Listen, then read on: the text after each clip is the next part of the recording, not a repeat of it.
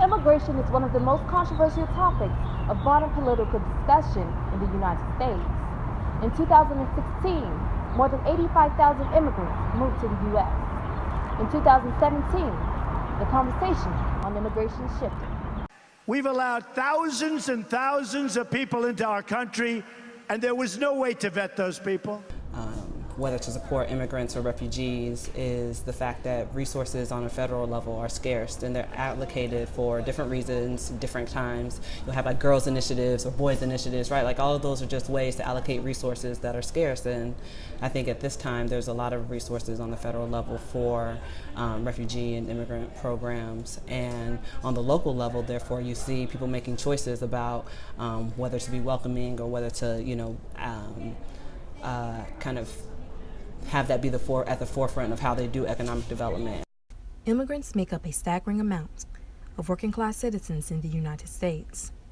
Men and women of all ages migrate to the U.S. for a myriad of reasons: education, employment opportunities, escape from religious and social persecution, even better health care. Ultimately, borders are crossed for a better life. So my parents came here about 1975 from Ethiopia. There was like a large religious protest going on at the time. A lot of people were dying, getting slaughtered, and of course, like everybody else at the time, they felt like it wasn't safe. Instead of just staying there and not doing nothing about it, they took action and they came to America. So fast forward now, they're not trying to take anybody's jobs or anything, but I feel like it's lame how people are just looking at my mom's job. Like, she's an outsider. Like everybody else, she's just trying to work for the dollar, the American dream. Here at Georgia State University, the first annual Emerging Global Issues Forum was held, focusing on issues related to forced migration, immigration, and security. I did speak with a few panelists and supporters about their perspectives on these global and local matters. The forum this morning highlighted really a number of different dimensions of the issue, and I think it's been a really rich discussion. I think one of the sort of highlights of the discussion today was the closing remarks by Dr. Paul Kelly, right, who's came over to Atlanta as a refugee, has been highly successful, is now a cardiology fellow at Emory, and so I think there's quite a lot to learn from those kinds of successes of people. Individuals, who come over and what they're able to do.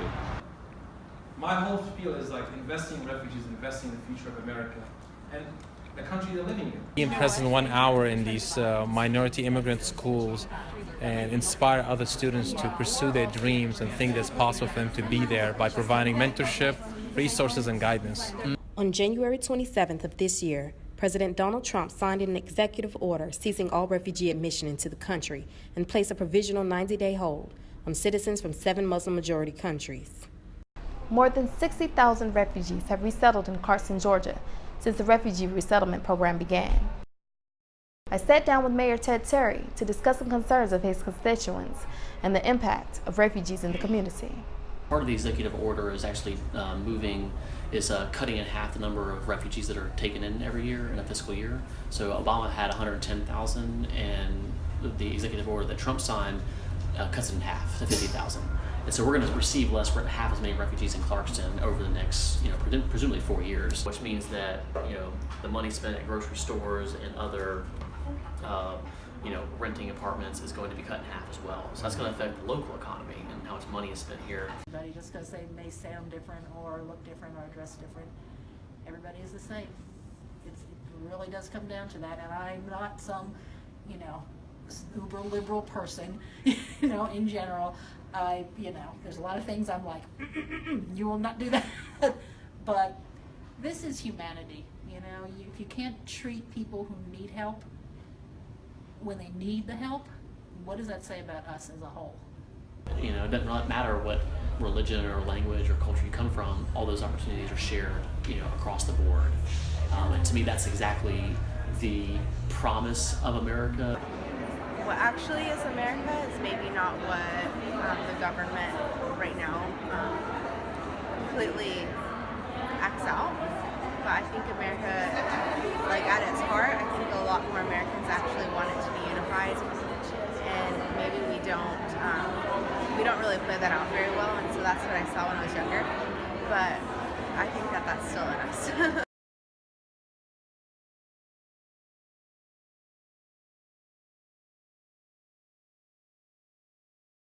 I try to create value for refugees through service.